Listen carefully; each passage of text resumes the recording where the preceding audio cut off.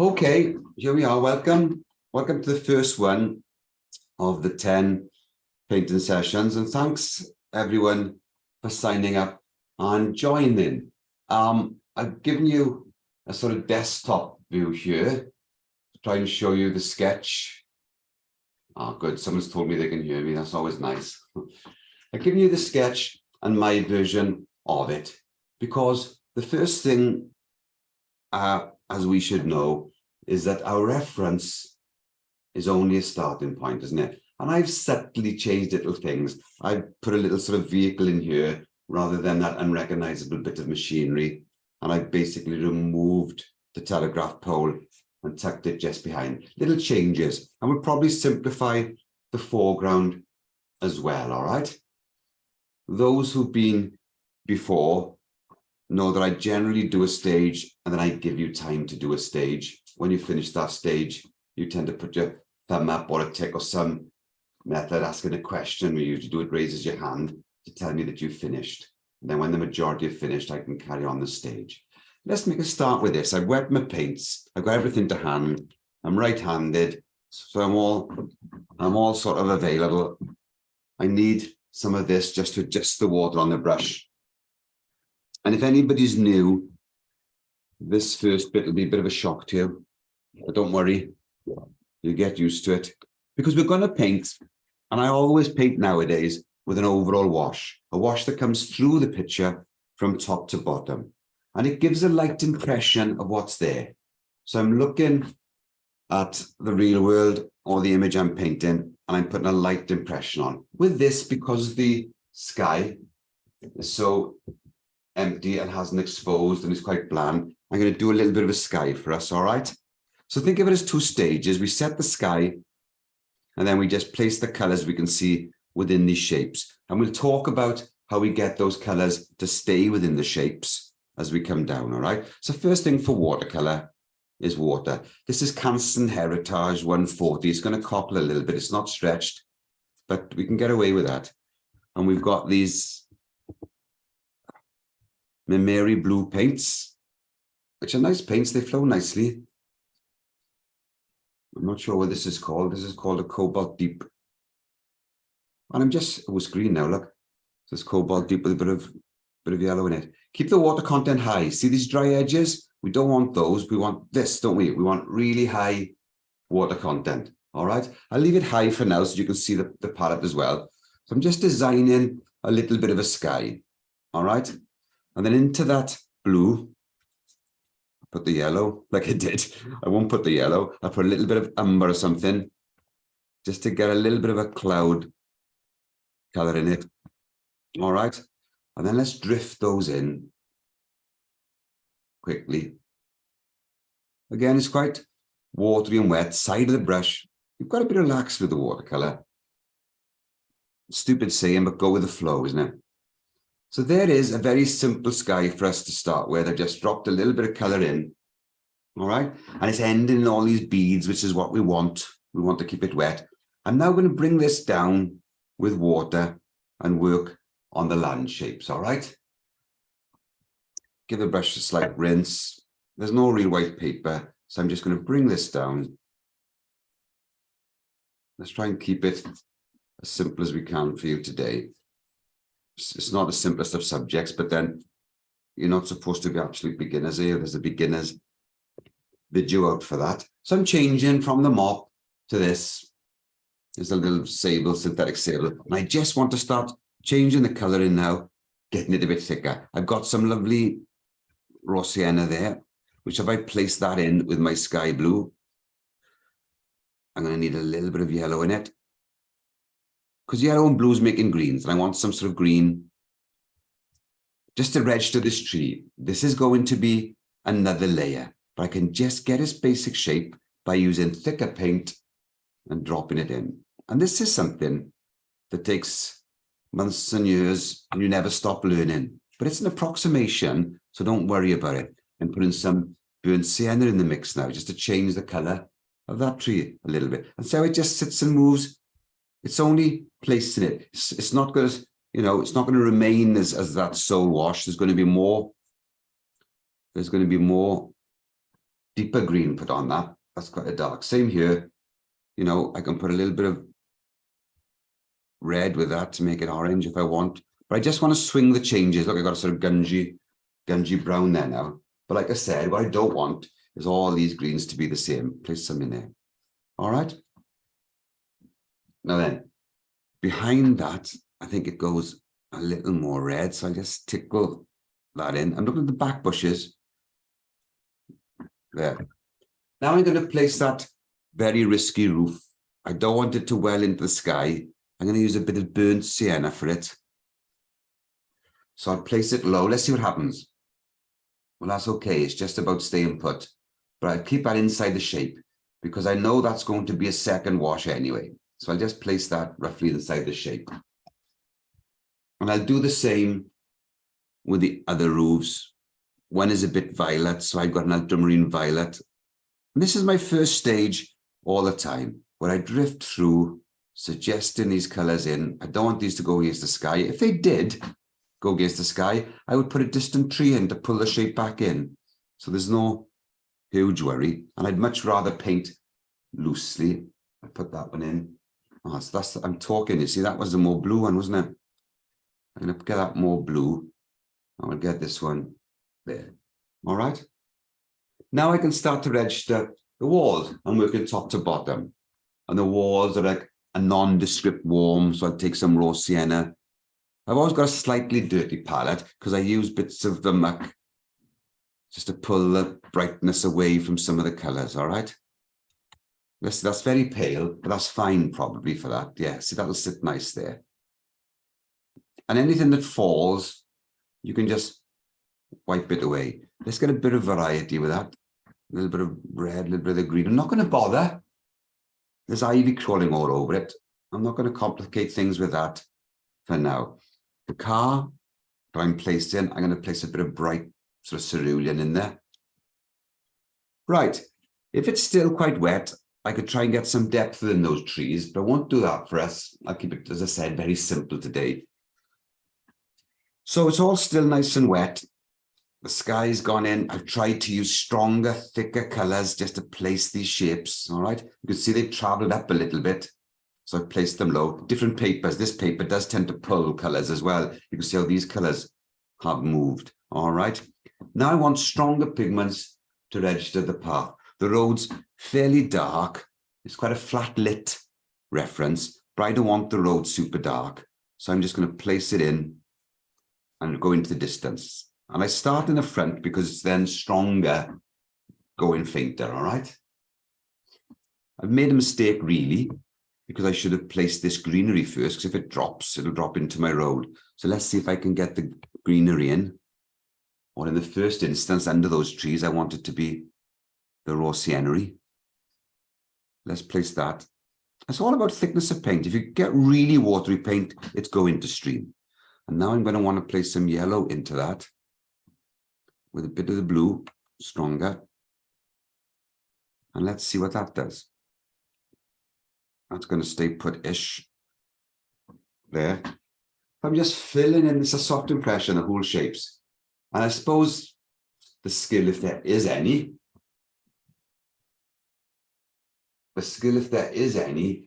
is in getting the colors to remain in place. And that's just about the viscosity of the paint, really. The stiffer the paint, the more stay putty the paint is, the more it'll stay put on here. Let's get the excess water off.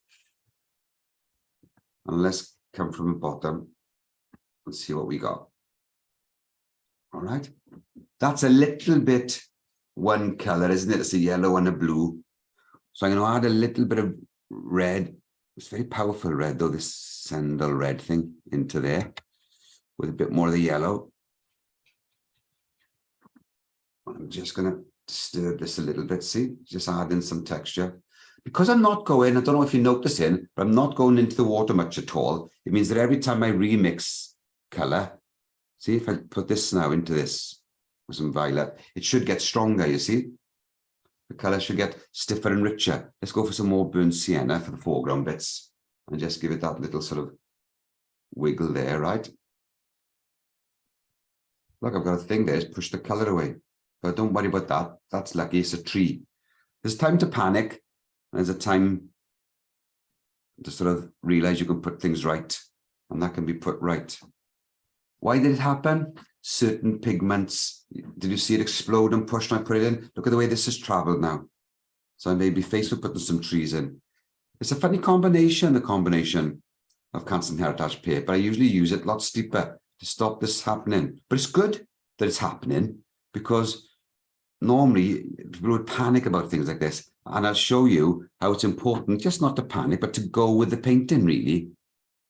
Because as long as we keep this as watercolor, it's going to look nice, trust me. So I've got some violets now going in here, just to place the darks. You use the colors that you want. You could use some blues in here, but I want it to look, you know, like grassy foreground. I'm nearly there now, actually.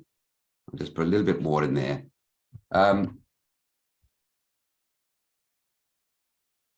If I did want to stop that, I could always put a little bit of masking fluid on there, or I should have had the board much more vertical, all right?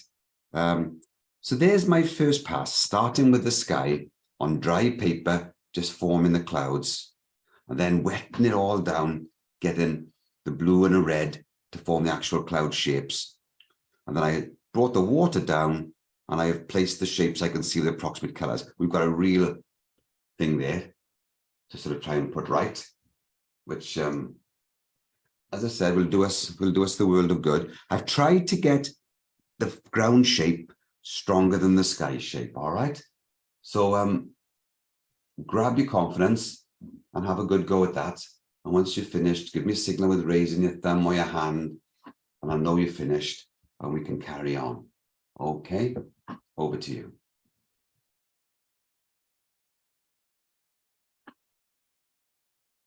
Okay, so the first wash is on, and the first wash is now dried. I did dry it with a dryer a bit for the reasons of this. We've had a few little disasters happening.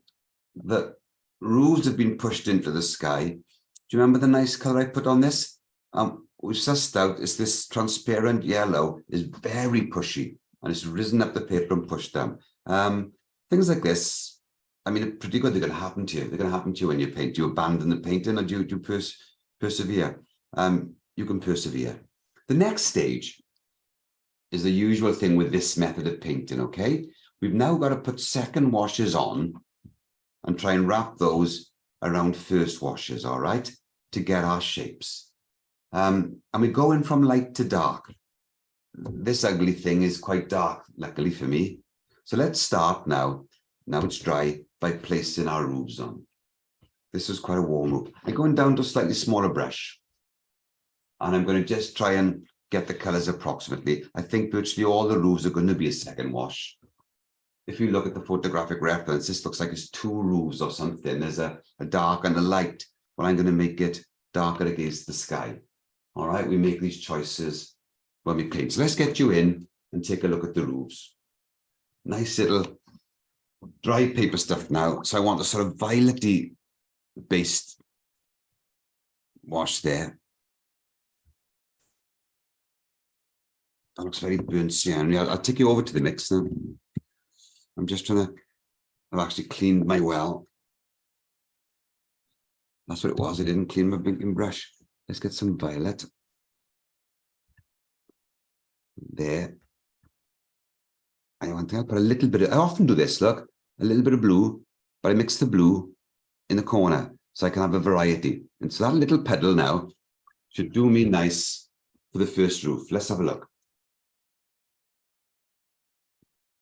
And of course, it must be a puddle. It must be wet. Let's have a look what we've got. Let's place that. There it goes. And what I want to do is keep dipping, keep the whole thing wet. It's got to go on in one lovely wet shape. I'm going to come to the other side of the puddle now, and I'm going to pick up the blue bias bit. Not rinsing, I'm not adding any more water to the equation. I'm simply going across to the side of the puddle. And can you see what's happened? I got this lovely varied wash. I didn't want to go over that. I got this lovely varied wash. Now, because I know the foliage is darker, I just rinse the brush, and I'm just going to bring this edge through here a bit. It won't harm at all, because the foliage can go over. I don't like trying to match edges up. So I can put my foliage over that now.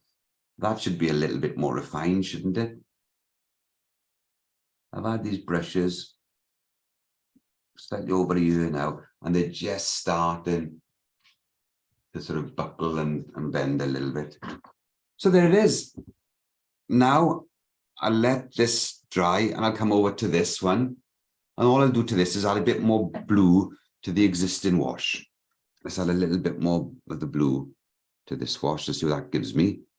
I can add a little touch of burnt sienna to it, just a touch to grey it a bit. In the corner there so I can gauge it. See? That'll do. And I can add a bit more. Let's grade it a bit. And then let's have a look what it's like on the roof. You can see the texture of this paper. Canson Heritage. £140 rough. Because it's not taped down, it didn't buckle too badly, did it, on the first wash? If you tape it all around, it expands. So I've left the paper loose. Something you can't really do when you paint outdoors, of course. I just put a little bit more burnt sienna in that. And I'm just bringing this puddle up down the paper to fill the shape. Oh, this is quite therapeutic and relaxing, isn't it? There's the second wash. I'm now thinking, is the other roof too light? No, it's distant. It looks nice and distant, look. All right.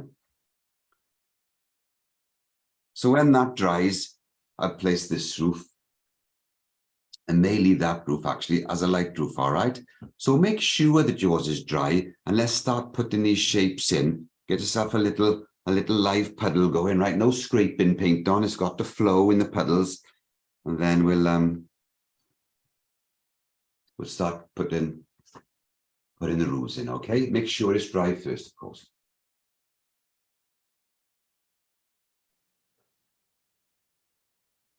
So these two are on. They've dried the roofs. I'm just working through the top shapes now. This is quite interesting. This reference photograph is quite flat.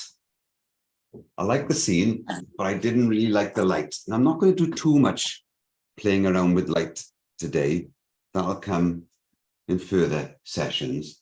But you've got to sort of listen to the painting as well. And what I'm going to do with this is, I think when we place this roof, I'm going to what's called counter change it. I'm going to put it darker against the sky, but as I approach this, I shall lighten the roof, all right? So I'm going to place this roof and then we'll start on some of the walls. I always want a combination of second washes against first washes, all right? And my job isn't to just copy the photograph, particularly if it's not a stunning photograph like that, isn't. My job is to make a picture of it, isn't it? So I'm going to go burnt sienna for that roof, basically, maybe with a little bit of my violet in it as well. And once again, it's a puddle. Once again, it's a puddle. And once again, I'll half mix the violet there. See, some people are rinsing every single second and you're adding too much water to the equation. I don't rinse if I'm going from light to dark. Right, let's start this with the purple one in the corner with a nice bead, a nice juicy puddle. Right, our job is to take the puddle for a walk. I'm going to put a little bit of my red into the corner of that because that's very violety. And hopefully I can push the puddle now a little bit redder here. It's good that it's darker there because that sort of points the eye towards that gable. All right. Someone just crept in on the microphone. As I bring this down, it's important that I keep it very wet. I don't want this edge to dry because as I come to say here, I've got to rinse my brush, take the worst of the water off the brush. But now I'm just going to bring this wash down with water because I want it to go lighter. I got to rinse it again. If I want that to go lighter, I'm now going to have to take some of this bead off because there's too much color there. It'll run. So take that bead off, rinse the brush again, and then with a nice damp brush, see, I can bring this down And the roof appears to go from darker across to lighter. Okay. So, and that's a nice effect, isn't it? It's much nicer than just a flat wash. Let's see what I can do now with these walls. I think that wants to be darker. I'll put a little bit of a shadow across there. I'm going to darken this wall. And I might do a little bit to that, but I want this to come away from the main building as well. I've left the wall out in front of this. There was a wall in front of that. And I've decided to leave that wall go. So I just need to get a wash color back to my original wet and wet wash, really, because the green has run through it, and just tease some form and shapes into those walls. All right, let's take a look what we've got in the pot again. Again, I shall probably raw sienna base it. A bit of raw sienna. It's very yellow. And just to grey that off, I'm going to use a bit of violet. Violet seems to be drying. There it is. All right. Let's try that. I want to paint things in a painterly manner. I don't want to be doing 81 stages. So what I've done, I've got a little bit of umber here with my blue. And I'm going to place quite a stiff, let me show you this again. I'm going to place quite a stiff dark, a little bit of liquid in it. I'm going to place quite a stiff dark under the eave while I travel. Rather than do it as a separate wash, I can do that. And then I've got this brush here charged with my raw sienna. See? I can just place that in there. I'm going to place it round the corner as well, like that. And it'll help me show the side of this car. I can break this up into negative shapes. Those that know my work will understand how much I value the old fence post. And then once again, because I know the tree is going to be dark, although actually the tree, that's interesting. Looking at the reference, the tree cuts this corner out, right? So I can have a thing there going dark against light. So I'm going to let that go. Let's lift it, dry the brush. I'm going to let that go back to the original wash almost, all right? There. And then when I push the dark against that, it'll sort of work. So there's one. And now we've got a first wash sandwiched between second washes. And that always looks attractive. Let's do the same to this. Let's get a nice dark under the eave with that stiffer thicker paint. Look, it's really quite stiff. And let's go in with this. Let's get a nice petal. I hardly had any wash on the brush then, look. That's all a bit samey. So I'm going to dip it in the other petal, the petal I use for the roof. I can go through that. I'll go through the doorway. And let's bring this down. And again, let's break it up by way of fence post. And I want to make this a little bit lighter again. I'm making it all too dark there. Let's go for the nice variety. So I can either have a variety of color shift and tone, or here, I'm just trying to get the edge there to be a little bit lighter. And I'm trying to break the bottom up. I don't want a straight line there. So I'm trying to include little bits of things like fencing, etc. This little lean-to is very dark. We can just about see it. So I can use a bit of this dark paint props for that. There's no need for me to let it dry. Look, the edges are quite nice and soft. I'll just put that on there. There. All right. I'll put this dark through here as well. There. So what have I done? I further worked on the building shapes. You can see how crisp and clean the washes look. This combination of the hand Canson Heritage and the Mimeri Blue, it works really well on dry paper. You know, we had a bit of trouble with the wet and wet. You've got to be careful, but really nice crisp washes there. So I have developed it further. Burnt sienna with a violet in it. I think I might have added a little bit of red at some stage. This is mainly a raw sienna with a bit of violet. And then for the dark, we'll just use a burnt sienna and blue or a Payne's grey or something quite strong. And the idea is that we've cut out now some of the first wash shapes, all right? So there's the roof and the two walls. And then again, raise your hand when you've finished.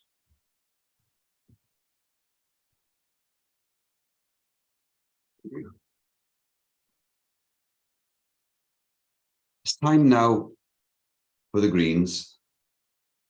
We've started to build the painting. We've started trying to put second washes next to first washes, but we've had to put second washes next to second washes. I've tried to make sure there is a big tonal change between them. And you can see what happens if I was to paint all these shapes as second wash. It becomes a bit solid for me. I like to keep lots of bits of first wash in between. It just makes it pop out more. So now this is dry. There's two things I want to do. Before I attack the trees, I just want to tease an edge here because this is the same wash. This is quite flat. So with this paint, which is still in my palette, of course, and a little more water, perhaps, keep it fairly pale. I just want to show an edge or pull an edge, I call it, here. So I can take that down. And almost immediately as it's in, I can put water on the brush. And I can just start weaving this out. And I can make texture with it, you see? I can make some texture with it, put some stones in. And then when I clean my brush, get some more tissue paper. A cloth or tissue paper, always useful for adjusting the water on the brush. Is that clean? Yes, it's clean water. So very quickly, you don't want to be scrubbing about with clean water, because that's how you can lift color and stuff if you scrub. Just a light touch there. And that gives me that edge now. I just put another little bit. I'm overdoing this now, almost finished this gable. Look, see? There we are. And let that sit. I've got a bit of a problem here where I bought this almost past that. So I need to bring this down. You can see what I mean? That wash has stopped up there somewhere. So I'm making errors all the time. I always do. But it just goes to show it's not the be all and end all. There's that. Just pulling that edge. Now let me get back to a larger brush and let's talk about the greens of these trees. I tend to use a Hooker's green or a Viridian because if you look at the reference, especially later in the year, and I think that was later in the year, the tree greens go a completely different color to the land greens, don't they? The land greens are yellow based. The tree greens, I use a Hooker's green or a Viridian, and I tend to pull it down in tone with a burnt sienna or an umber. The trouble is most Viridians that I found, or most Hooker's greens that I found, don't work very well wet in wet. I mean, these greens have pushed a bit, but if I'd have put the Hooker's green on there while it was wet, it sort of explodes, and I've got to find a decent green that I can use in that wet and wet stage. So, do I do the trees completely hard edged, or do I re-soften bits? Well, I think for this one, and on this paper, which as you can see pulls paint and forms little watermarks, I will keep it hard edged. So let's go down the brush size again for this bush. The idea is that I've got to vary the dark. I don't want it to be a flat slab. So let's come, I'm dashing you back and forth. You'll be giddy with this camera now. That's the sort of burnt sienna wash. Let's see what happens if I put some Hooker's green into that. Nothing at all. This green here is quite tough to wet back down, honestly. I actually think it's a cobalt green or something. It's in this sort of genre of Hooker's green. Look at that. It's not, can you see it? It's not going to come alive. It's almost set permanent. Well, I don't like talking badly about the Mary paints, but that's not acceptable. I'll have to soak it on with some warm water on gas mark 3. When it comes alive, as it's deciding to do now after hammering my brush, it's actually quite a nice green. And I think, let's have a look at my little thing. I think it's a cobalt green, that one. Is it? Oh, no, it's a Viridian. It's a Viridian. Viridian. Right, let's go. So let's start this wash by just giving ourselves a lovely broken outline. So I call it ditty dotting. You want a rough canopy shape. Let the first wash come through. All right, and you want it to be wet. And don't be frightened to break bits off it. We'll do different ways to do trees as we come through. It's important now that I can alter that. So into that wash, I'm going to put a little bit of burnt sienna without putting the brush in water. What happens from now on is the brush virtually doesn't go into the water because I want to get darker with this shape as I come down into the land. So into the corner, I'll show you, is it? Into the corner, I'm putting burnt sienna and I'm putting some blue, but I'm not rinsing the brush. And what this should do, let's get some more sienna. This should get it quite dark now. There, that's gone darker. See, and that's what I want. So I can just put this through. And I said, I will show you different ways to do trees on different papers, etc. This isn't my typical tree way, actually. My typical tree way is to redampen some of it. But I do use this in brighter trees. Here we go. Now, I get to the bottom of this particular one. So I want to form a lit side on that one. Because there's a tree here, a little bush. So I should form that lit side. And now I can go in some more burnt sienna, some more blue. See if I can get it even darker. No water. And let's give it the old post treatment. Repetition with variation. Try and make these posts go all sorts and all shapes. Right there. Okay. Now it gets a bit tricky because now I've rinsed the brush and I want this on this paper. It's tricky. It might not be on your paper. I want to stop this bush rushing back into that. But I want to use some of the first wash, so water. Quite a lot of water as well to stop this. If it's damp on this paper, it'll rush back. You may only need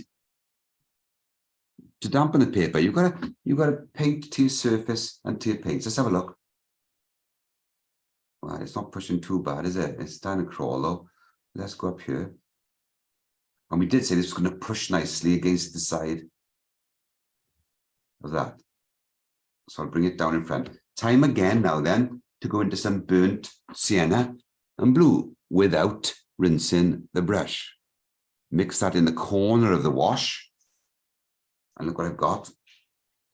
Oh, look at that. I can take that up there now and really pull in that. All right, I'll ignore any. Oh, will I? I'll leave a little post there. There. I actually wanted that to travel more. Look what's happened. It looks like a separate bush now. It's hardly traveled at all. Go on, get in. So there's the two smaller bushes done, and I'm just going to put a sort of bank or something down here. Take that away there. Just little bits of marks. All right. Is it too many? Is it too much posting going on? Do we need to sort of break some of these? So let's try the larger trees over here. I'll give you a bit of time for these trees. I'm aware, but I'm taking a bit of time. Time to change the brush up to a larger scale. So I'm going to go number 16-ish. All right. How did that happen? That happened because I moved the mouse.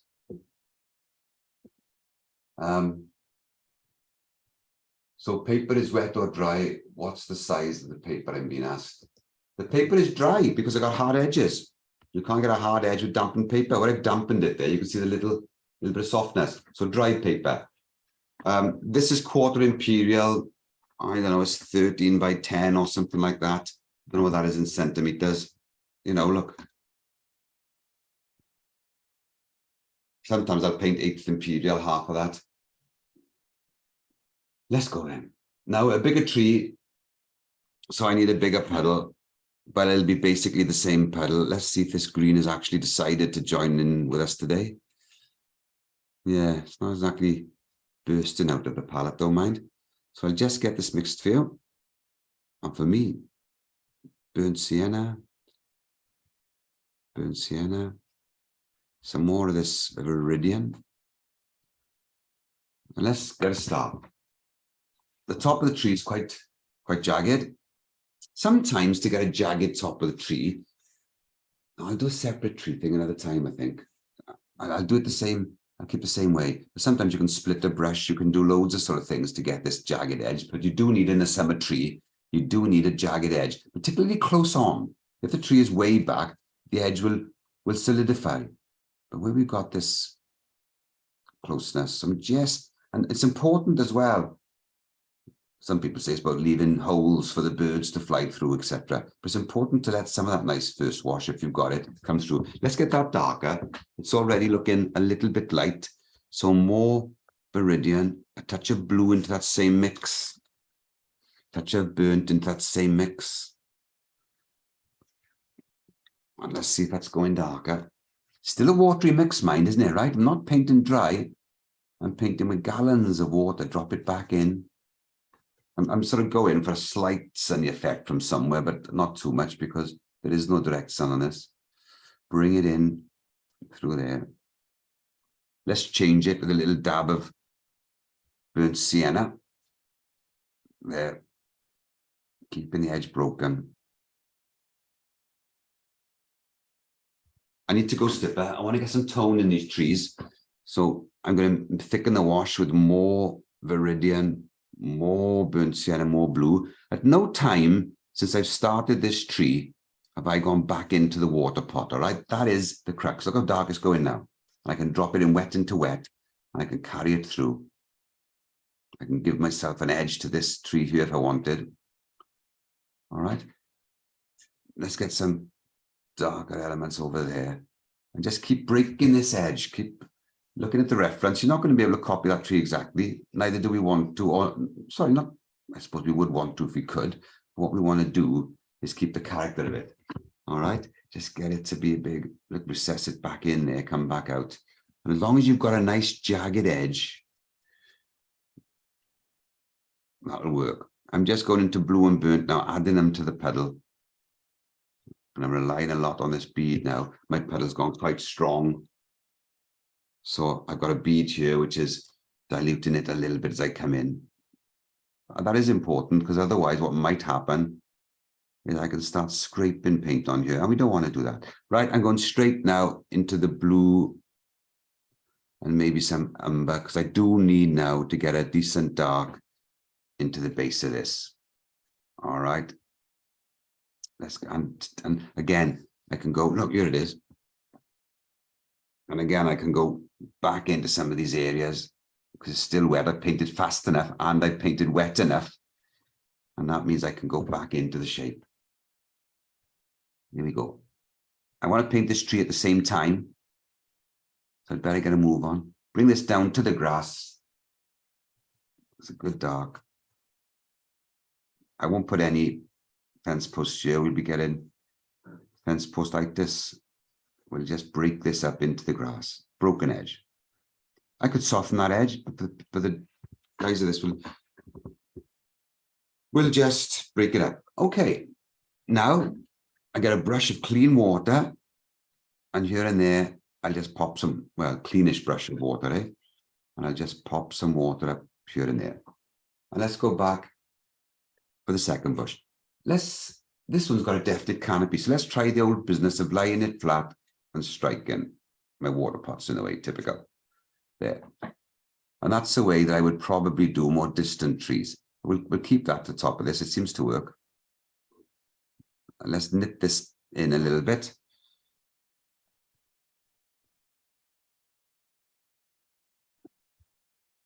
Oh, see, it's really dark in the corner of this. I can see this really dark, and there's a hedgerow as well, looking at the reference. So let's look at that with a view to sort of using that because it's useful. More dark paint, more burnt sienna and blues into it. All right. Just dancing this down. You can see how important this bead is at all times. If you lose that, you've lost the game, really. Going dark again. This time I'll try some umber in with that blue. And I've got a blue here called Berlin blue, which is darker than ultramarine, so I'll go into there. I just want to form now. Oh, that's dark. I just want to form the corner of this bank. See? Take that out. So quite strong washes these. If you look at that reference photograph, I mean, these are some of the stronger darks, aren't they? So I'm just going to place this in. And again, I can break the base up. And there's a sort of bank here, which I think I can use. So it's been quite an intense little bit of paint in these, isn't it? Clean water. And I'm going to use some of the greenery into the bank. And then I'm going to use some of my nice darker green. Again, just to break up the base of that. Take some of that liquid off because it's not that strong. And now I got to go back onto the plate to get some burnt sienna, perhaps. Some blue. Some blue. And let's try that. So you got stiff enough, stiffer paint. I got water there again now. See how the beads drop down again? I'm not going to make strong marks into a puddle like that, am I? All right. Take the bead off, and now I've got a chance of making some strong marks. Okay. I'm not really happy with all these hard edges, because I'm trying to keep it, you know, slightly achievable for you today. I'm going to leave that there. I'm going to take some of the beads off.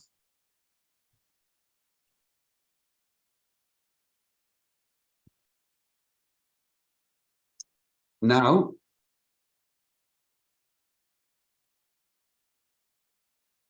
I get to hand over to you again. This thing about painting wet, as I've said, it doesn't mean to say you've got to paint insipid and pale, all right? You can mix reasonably strong puddles, but look what it does to the transparency of the paint. And you can see this rough paper where it's falling in to the pores. So I've used Viridian with burnt sienna, some umber as well. You can use Hooker's green, but you need this now to be some of the darker shapes. And don't try and make them too solid, all right? We want to leave little flecks of first wash. Otherwise, they look quite flat if you make them as a solid shape. So quite a tricky wash, this, because it's dark and it's a complicated shape. So good luck with that.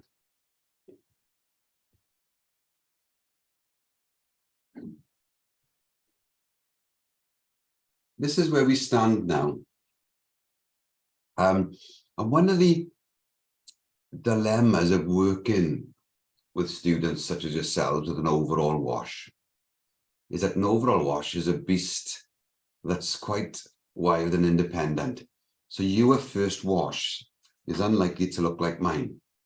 What's happened with mine? Can you see this area here has lost any color? All right. I must admit, I've had an experience today using Mimeri blue paints, work superbly well on Arches paper and Waterford paper. This combination of Mimeri paints and Canson Heritage, I've often been quite frustrated with it. For some reason, they get this pushing business with them. I'll change my paper next week. Anyway, look what's happened. So we've got to get over that now, haven't we?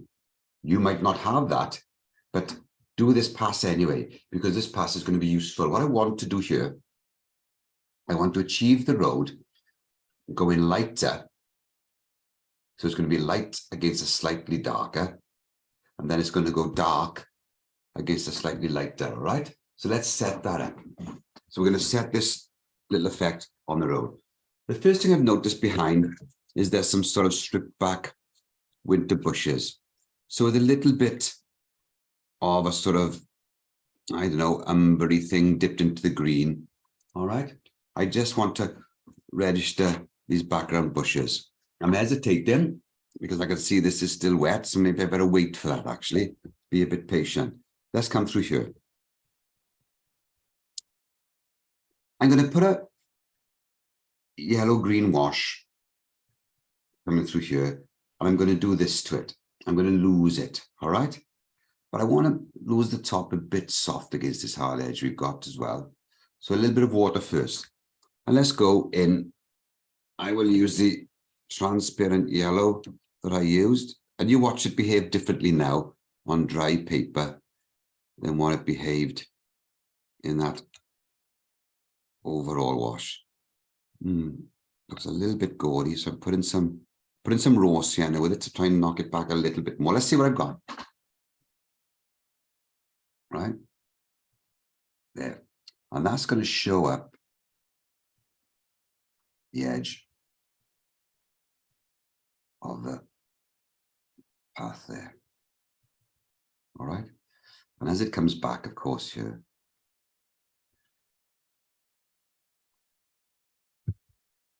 I'm going to use water to dilute the edge there, just pure water, and then I can just let this go. I can do two things with this, can't I? All right, I can do two things with this. I can either form another edge, which might be quite nice, but notice I got water up here, so I can either form now another bottom edge as I fade it away. See, just form a little broken bottom edge. I faded that a bit drastically there. Now let's put some more color into it. And now let's get the water. Let's just fade these edges and away. All right. I'm going to put some more dark. I got this. What was this for? I don't know. It's a darker green though, isn't it?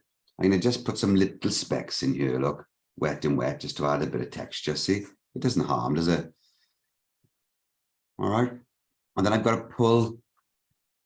Sorry, we missed that little bit there. Just dots of stiffer paint. And then I've got to pull this corner out here. And I just want to,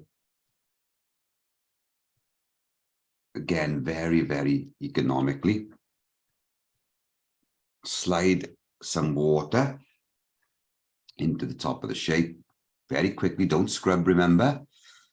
And then just introduce. So you can choose to, see, restate parts, can't you? And then, because of this nature of watercolor and water, this relationship, you can just let those parts go. All right. Now we've got a little bit more to do in the foreground down here, but if you can see, hopefully, how that sets the, I better put something up here, how that sets the road up as being light there. All right. And when that dries, I've got to start getting a little move on. Time is starting to push now. When that dries, we can set the road against it and do the foreground. So I introduced not too strong a wash to form the edge of a road. I put water up the top because I didn't want that to be such a harsh edge. And then I put the wash in, faded it away, giving a suggestion of another layer of greenery. And I've just formed that edge positively there. And again, with clean water, I just depleted that. Watch you don't touch your trees if they're still wet, okay?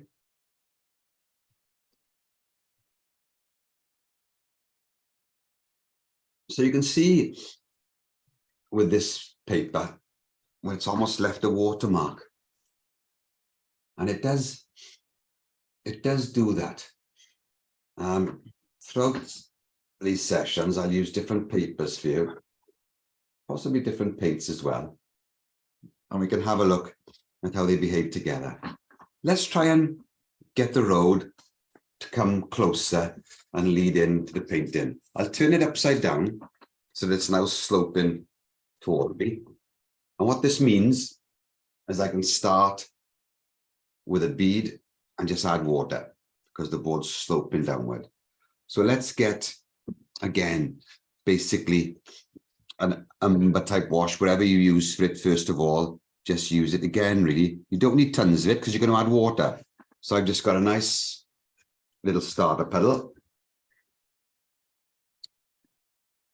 What I'm going to do to try and vary it, see, I'm always complicating things, aren't I? What I'm going to do to try and vary it is put bits of water up here and there, just to lose the odd edge. Nothing much, and you didn't really need to do that. But and if I get any gaps here, all right, then they can be stones and things, you see. All right, just leave another little gap or something there. Now, as I come down with that, I dip a brush into the water, take a little bit of the water off it, and I'll start again. You can see what's happening. This starts to get lighter.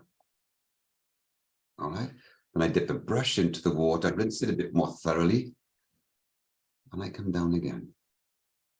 Now I'm going to rinse the brush because I want that now to go right back. Let's see what I've got. There, that's just about there. Let's rinse it again and take that back to there.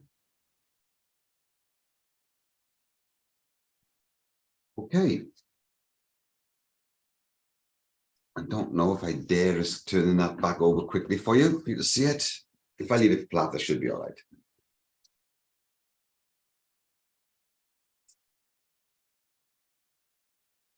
Now, because that's wet, I can get a smaller brush.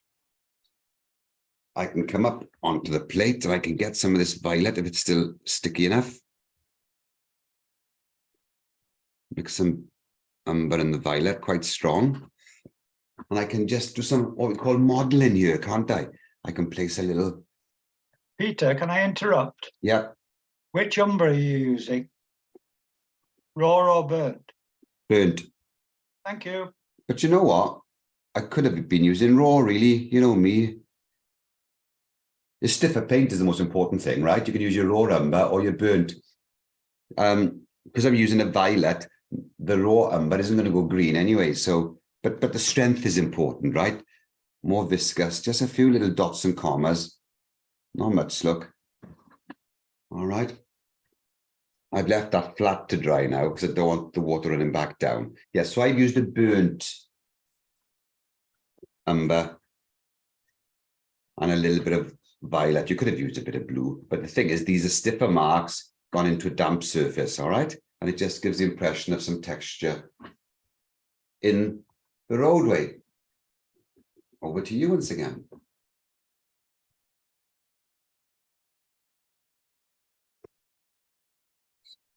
We're nearly there with this now. We've got two more sort of stages to do. Let's try and do this foreground in the simplest way I can think of now. Let's try and keep it fairly abstract. I'm placing it, whoops, I'm trying to place it near the edge of the table here. What I'm going to try and do is get myself, this might do it, a brush. I'm going to mix some burnt umber and blue quite strong. And I'm basically just going to fire it at the painting, all right? So let's see what happens. Let's get the umber in. That's raw umber, that's burnt umber. Let's get the blue in. It needs to be reasonably strong, so that might be too watery. You don't want it to go everywhere. We should test this first. Okay, let's go. I need a protective mask or something. So I've got this. So I'm going to protect the upper half of the painting with that. Let's have a look, is it? Don't quote me on this. Here we go. Let's see what it does. Angle it, is it? Wow, that's a mess.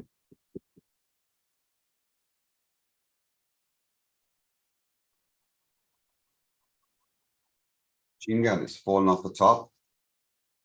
Are you still with me on this? There it is. Let's come across here.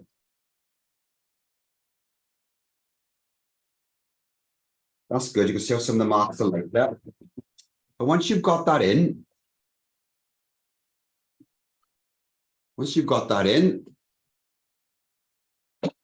I think it was a bit watery. I could have gone a bit stronger there. What I'm going to do now, I'm going to make that into a foreground before it dries, he says, hopefully. If I can find, I got this stupid little brush. I really need to buy a decent rigger, honestly. So I use quite strong paint.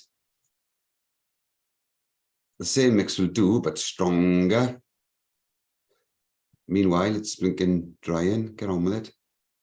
All right. And what I can do with this, place it in there strong. I just wanted to suggest here that there might be some sort of bits of grasses and that coming up. See?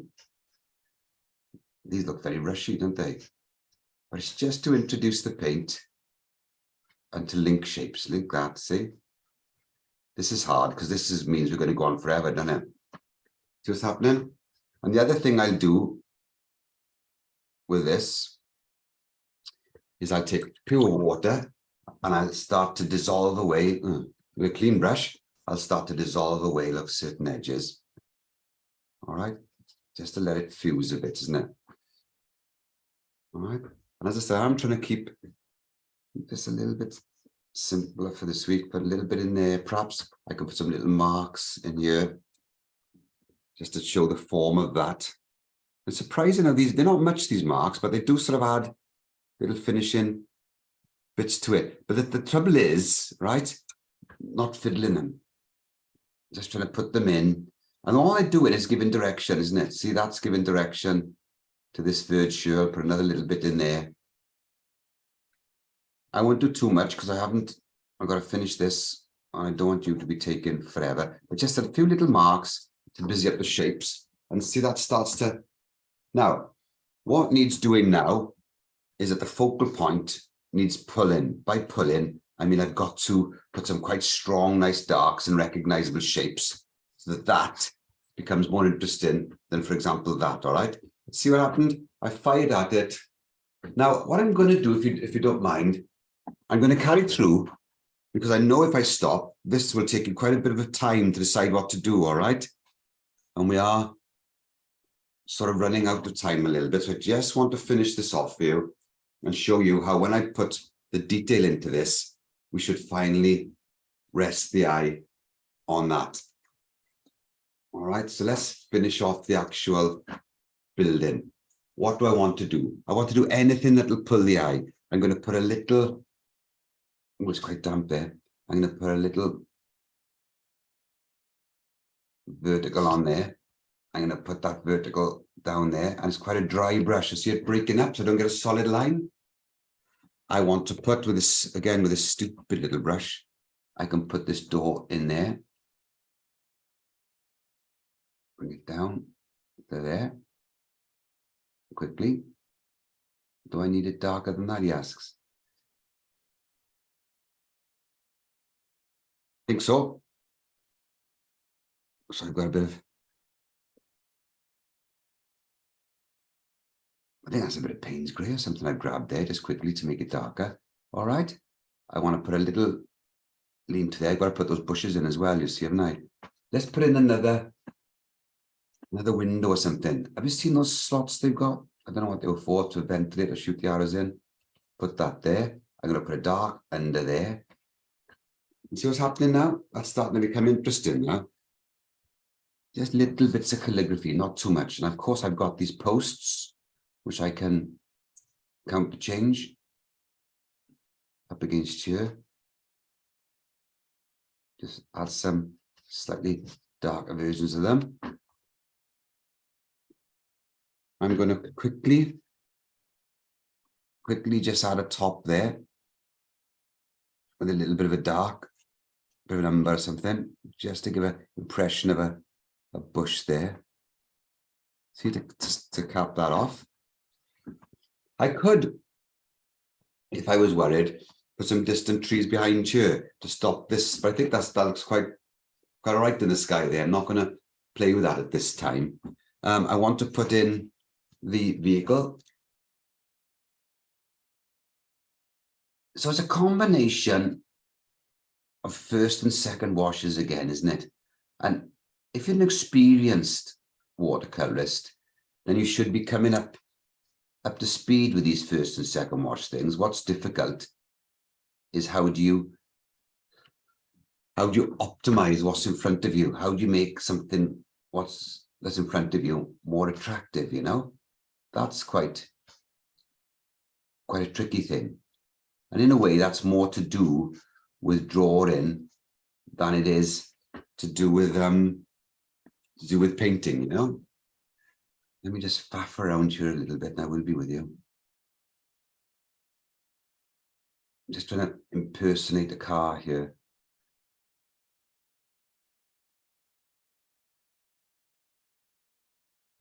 With the least fuss, hopefully. I mean, again, right, this is a blinking drawing thing, isn't it?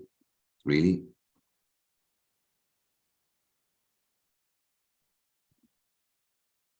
And most of the car, I'm hoping, will stay as the first application. Get me brush under now. There, that'll do. One more little mark for you, which is the telegraph pole.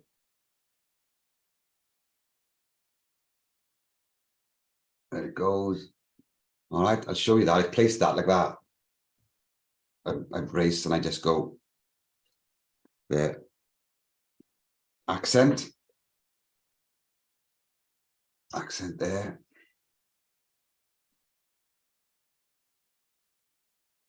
That's it there. Now I can do some little bits of and pieces there on this because of the way time is going. Look, I shall leave that to see what we got there.